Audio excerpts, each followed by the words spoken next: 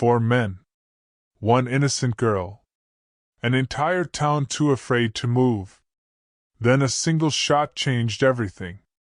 The old wagon wheel stood upright in the center of Abilene like something mean had put it there on purpose. A young woman was bound to it, her wrists raw and swollen, her breathing shallow, her face holding an expression that refused to break. 4 men moved around her with the ease of those who believed they owned everything in sight. Their leader, Hank Rourke, wore a smile that treated suffering like sport. He coiled a whip between his fingers while the town looked the other way. Curtains stayed closed. Doors stayed shut. Boots found other directions to walk. That is the first lesson a place like Abilene teaches. Staying quiet costs nothing. Speaking up costs everything. Then a single shot tore through the air and changed the math entirely. Rourke's grin fell apart. One of his men hit the dirt before anyone understood what had happened. A stranger stood at the far end of the street, coat gray with trail dust, hat riding low over cold and weary eyes. Smoke rose from the barrel of his revolver. The whole town stopped breathing. He walked forward at an unhurried pace, his voice carrying easily without any need to raise it. He told them plainly to stop what they were doing. Rourke lifted his chin and tried to make it look like he had not been rattled. He told the stranger this was none of his concern and advised him to move on. The stranger did not blink. He said that a man's business stays his own right up until it becomes an act of cruelty against someone who cannot defend themselves. After that, it belongs to whoever is willing to do something about it. He walked toward the wheel like a man who had already made peace with however this ended. He cut each rope with steady hands, careful and deliberate. The woman's body sagged forward and he caught her before she reached the ground. She was far too light, as if sorrow had been taken from her for a long time. Her eyes were open but she was not seeing Abilene. Rourke's remaining men shifted their weight, fingers drifting toward their holsters. The stranger turned his gaze on them, and that was enough. Nobody drew. Nobody moved. He carried the woman past the wheel, past the watching dust, past all the spots where the townspeople had made themselves invisible. A weathered sign on a worn wooden building read Doc Silas Ward. He kicked the door open and stepped inside. The doctor looked up from his desk. Silver hair, sharp eyes, the manner of a man who had learned to stay unsurprised. He muttered that it appeared to be another ordinary day in Abilene, and set his notebook aside. The stranger placed the woman on the table, and said simply that she was still alive. Doc Ward moved in immediately, hands steady, expression tight with a kind of quiet anger that had been building for years. He worked without asking permission and without wasting words. He noted the woman's features and her worn boots and said softly that she appeared to be of tribal heritage. Then he shook his head like labels were a waste of energy. Pain did not change depending on where a person came from. That much he knew. The stranger leaned against the wall and watched the door. Abilene went silent again outside, the kind of silence that gets paid for and maintained. The lamp burned and the smell of oil and copper hung in the air. Doc Ward worked like a man trying to repair something much larger than a body. When he finished, he stood back and said the woman would live. The stranger pushed off the wall and moved toward the door. Doc Ward let out a slow breath and warned him plainly. He asked whether the stranger understood who he had just fired at in the street. The stranger paused but did not turn around. Doc Ward continued because men like him had learned to say the important things while they still had breath to say them. Rourke was nothing more than a dog on a leash. The hand holding the leash belonged to a man named Cyrus Kane. Land, water, cattle, contracts, rail lines, and money all ran through Kane's operation. The town's sheriff, Wade Harlan, ran through it too, The stranger reached for the door and said it was not his problem. Doc Ward kept his voice even but let it sharpen. He said it had become the stranger's problem the moment he fired in the street. The stranger's hand was on the knob when something stopped him. A weak grip caught the edge of his coat. He went still. The woman's eyes had focused for the first time. Her voice was barely above a breath. She asked him not to leave. The stranger stood there, and the room felt like it shifted around him. He had heard those words before. In another town, under a different sky, in a year he had spent a long time trying to put behind him. Back then he had walked away and told himself it was the practical thing to do. By the time he returned there had been no one left to go back for. His hand released the door. He did not make a speech. He did not offer an explanation. He simply stayed. The woman's name was Naya Redbird, and she did not waste words. 2 days later, when she was steady enough to sit upright, she said that men in her community had been shot and women had been taken, and those who survived had been sold. She delivered this like a list of facts that had already been lived through and no longer required tears. The stranger's name, it turned out, was Cole Mercer. He spent the following afternoon moving through Abilene without apology. He walked into the saloon and the stable and the general store. At every stop, people found reasons to be busy doing something else. When he brought up Rourke's name, the subject turned to weather. When he said Cyrus Kane out loud, mouths closed like shutters in a hard wind. Only one old man, softened by drink, offered anything close to honesty. He said that out here the law was not missing. It just belonged to whoever paid the most for it. Cole nodded. He had seen that kind of ownership before. That night a gunshot sounded at the edge of town, and nobody went to investigate. By morning a man lay beside the public well, face to the sky, completely still. No one came forward to claim him. No one offered a prayer at any meaningful volume.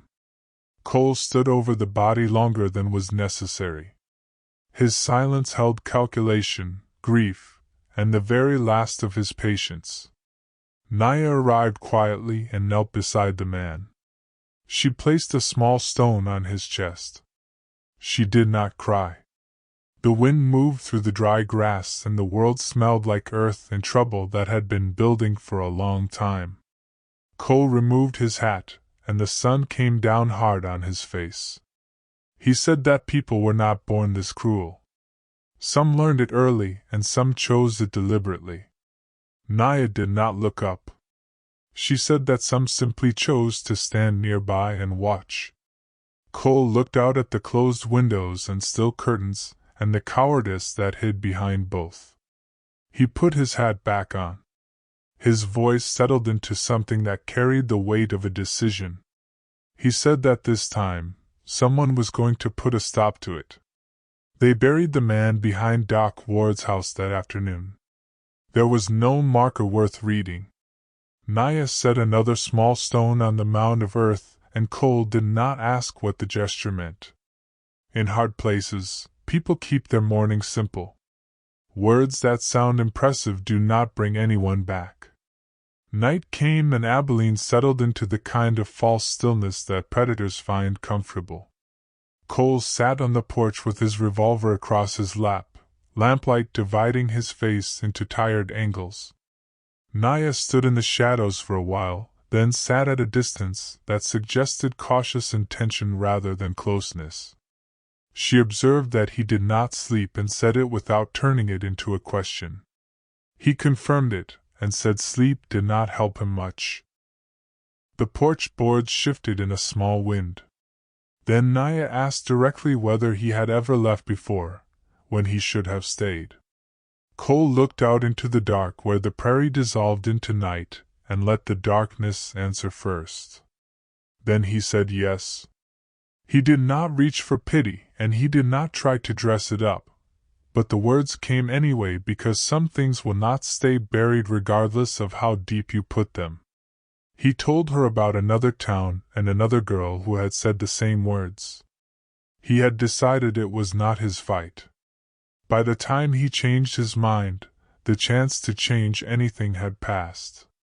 The lamp wavered and painted his face in a shade of regret that would not scrub off. Naya's expression shifted. The guard in her eyes moved. She said that so this time he stayed? Cole let out a breath that tried to become something lighter and did not quite manage it. He looked toward the grave mound and his voice dropped. He told her he was not staying for her specifically. He was staying because he was exhausted by the weight of the times he had turned his back. Naya nodded in the way of someone who understood what a debt felt like when it never stopped adding interest. She said that where she came from, a person's measure was not what they had done the day before. It was what they chose when the chance came to make something right. Cole opened the cylinder of his revolver and checked each chamber. Every small click sounded like a commitment being made. He said that he hoped this time he would not waste the chance. Morning settled over Abilene in its usual unremarkable way, which remained the most dangerous thing about it. Cole set a glass bottle on a fence post behind the doctor's house. He stepped back, placed the revolver in Naya's hands, and kept his instructions direct. He told her to hold it steady, to find her sight, to breathe, to squeeze. Her hands did not shake. They simply moved carefully, as if relearning how to trust themselves. The first shot went wide and took a piece of the fence post instead. Cole did not smile and did not scold. He told her again. The second shot caught the bottle and sent it rocking without breaking it. He gave a small, approving nod and told her again. The third shot shattered it. Shards of glass caught the sunlight and scattered it. Naya lowered the revolver. Her eyes were different. Not healed. Not at peace. But fully awake. In the days that followed they built something between them without naming it. Cole taught her how to move across gravel without sound, how to track the position of men by watching their shoulders, how to count paces and remember them. Naya taught him how to read ground that had been walked on, how to listen to what earth could tell you, how to understand the story told by a single blade of grass bent the wrong direction. At night they sat beside a small fire and spoke only when the words carried something worth saying. One evening Naya looked into the coals and said quietly that he had never asked her why she had not run. Cole said it was because she was not the kind of person who did. She stared at the fire and agreed. She said she was also not the kind who came back. She paused. Then she said that had changed. Cole acknowledged this with a nod that meant he had seen the choice she was making. Abilene resisted change the way powerful people always resist anything that threatens to cost them money. One afternoon a column of black smoke climbed from the west side of town. Old Fletcher's house was burning, its boards cracking like something snapping under pressure, the roof collapsing inward. Fletcher had been the only person in Abilene who had offered Naya water when she could barely stand. Now the townspeople gathered at a safe distance and kept their hands at their sides. Cole watched the fire without moving. His face held nothing readable. Naya's hands closed into fists. She said quietly that it was a warning. Cole let a moment pass and listened to what the warning was actually communicating. Then he turned away from the fire and spoke with the certainty of a line being drawn. He said it was not a warning. It was a mistake. He loaded his revolver with the focus of someone making a series of deliberate choices. He said that warnings only work on people who still have room for fear. He glanced toward the town with a tight expression. He said that particular room had been used up. The fire burned through the night, and Abilene breathed in the smoke like it was routine. At first light, Cole walked into the sheriff's office and let the door announce him. Wade Harlan sat behind his desk with his boots propped up and his badge spinning lazily on one finger.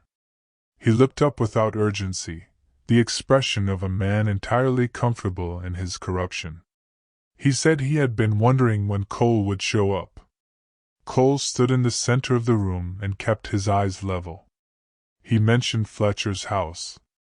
Harlan lifted one shoulder and called it an accident. Cole leaned forward slightly and asked whether oil and deliberate fire counted as an accident in this county. Harlan lowered his feet and let the performance drop from his face. He said plainly that out here everything was called an accident if the man writing the check said so. Cole nodded as if the final piece of a diagram had just slid into place. He asked how much the law sold for around here. Harlan said not everyone could afford it. Cole's eyes did not move. He said that today he was going to pay in a currency that could not be spent twice. Harlan's ease dissolved. The room grew heavy and even the dust seemed reluctant to settle. Word traveled through Abilene the way it always does when people are afraid. Men in the saloon muttered into their glasses. Someone said going against Kane was the same as digging your own grave. An older man responded that at least the stranger was choosing where he fell. That afternoon riders came in from the west trailing dust. Rourke led them, sitting high in the saddle with the satisfaction of a man accustomed to audiences. Cole stood on the doctor's porch with one hand resting near his weapon. Naya stood one step behind him, not tucked away, not hidden, her grip firm on the revolver. Rourke dragged spit into the dirt, and smiled with the comfort of someone who had owned this street for a long time. He said he heard Cole liked playing the hero. Cole said he had no interest in heroics. He simply had no patience for watching people get crushed and pretending he had not seen it. Rourke glanced at the sealed doors and shut windows and found satisfaction in them. He said the town did not need Cole. It had a functioning system. Cole looked at the windows too, watching faces retract from the glass like turtles pulling into their shells. He said that the system worked fine, if you did not mind being what it ate. Rourke tilted his head and noted that Cole was standing alone. Cole barely shifted his expression. He said he was not alone. He glanced briefly toward Naya, a small look that held genuine weight. He said that for once he was simply standing where he should be standing. The wind came through and carried nothing helpful with it. Then the first shot came, and it did not come from Cole. A bullet cracked into the porch post beside his shoulder, spraying wood. Cole drew, and his revolver fired once with precision. The rider on the left fell from his saddle. The horse screamed and bolted. Rourke threw himself behind a water trough. His men fired without discipline because panic makes poor marksmen. Bullets found the walls of the doctor's house, and the old boards absorbed the punishment with groaning objections. Naya moved low and kept her breathing measured and her eyes steady. A rider leaned out to fire again. Her gun came up smooth and unhurried. She fired.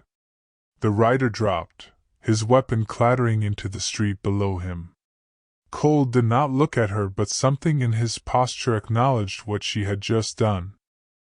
Only Rourke remained, voice ragged behind his cover.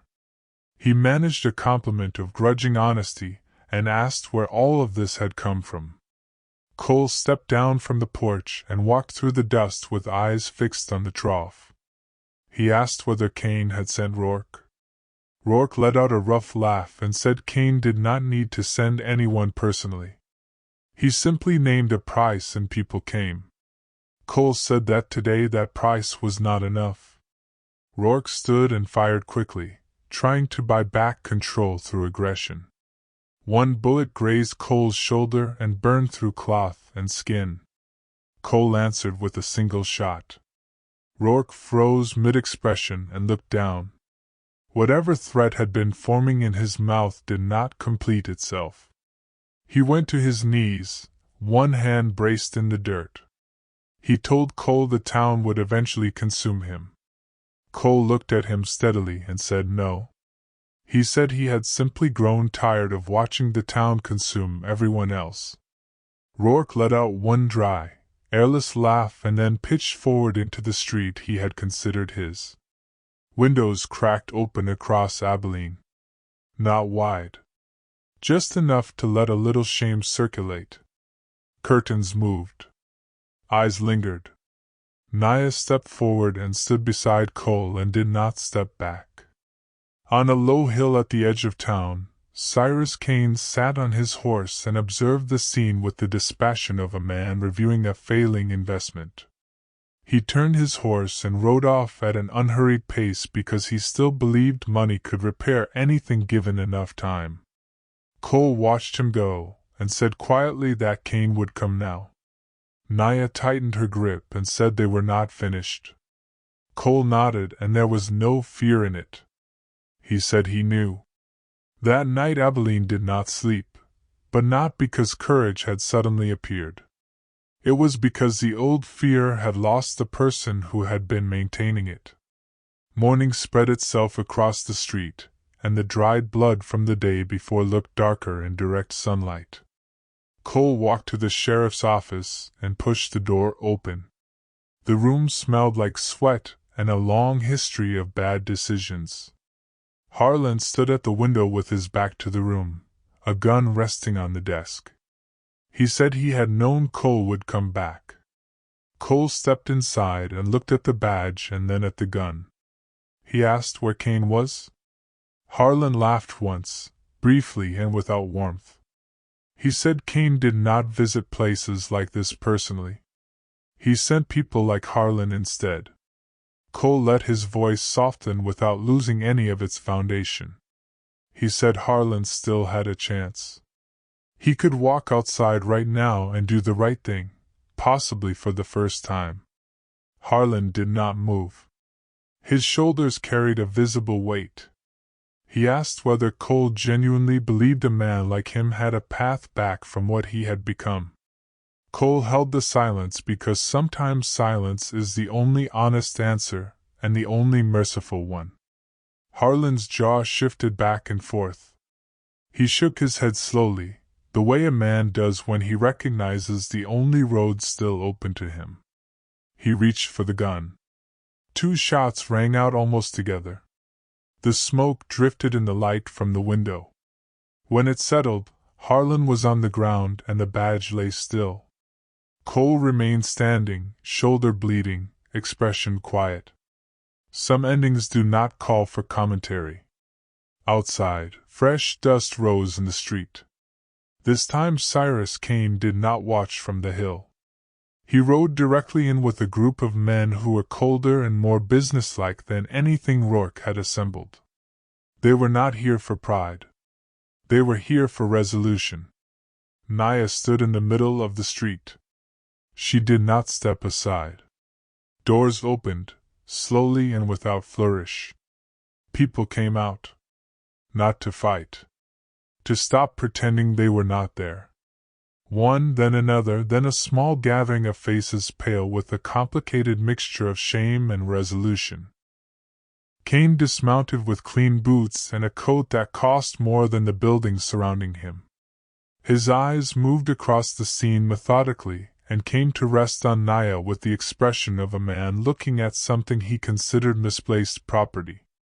He said he had paid to have the problem handled. Cole stepped forward without raising his weapon yet. He said the payment had fallen short. Kane smiled the smile of someone who had been told no before and found it temporarily amusing. He asked whether Cole believed one man could change the shape of things. Cole shook his head.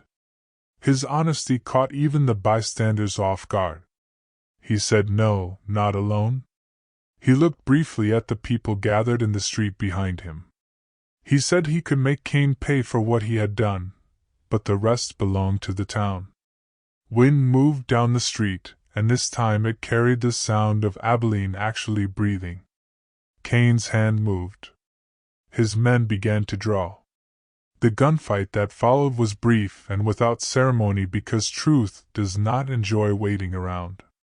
Cole fired with efficiency. Naya fired with intention.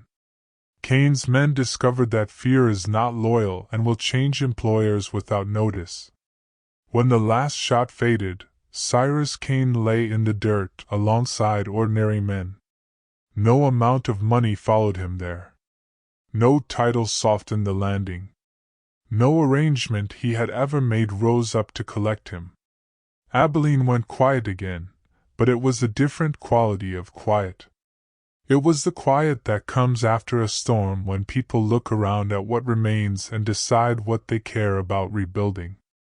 That afternoon Cole cleaned his weapon and wrapped a strip of cloth around his shoulder. Naya stood beside him and looked at the road. She told him he could stay.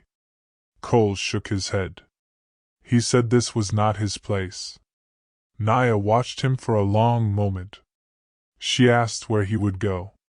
He adjusted the brim of his hat, and something almost gentle moved across his expression.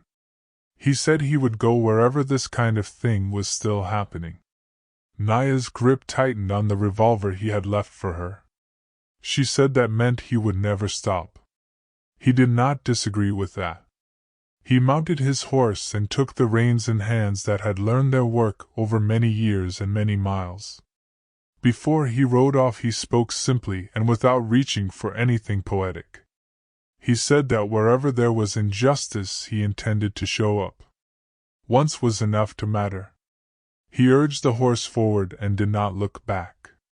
Naya stood in the street that had once swallowed people without consequence, and it could not do that anymore. Behind her, the townspeople began to work. Fences were straightened. Roofs were looked at. The well was cleared out and attended to properly. Not because someone told them they ought to. Because they were finally exhausted by the experience of being owned. Cole grew smaller in the distance, and no one called after him. There was no grave with his name on it waiting anywhere nearby, no applause trailing behind him, no song trying to carry his story forward. But something in Abilene was different, because one person had refused to walk away when walking away would have been far easier.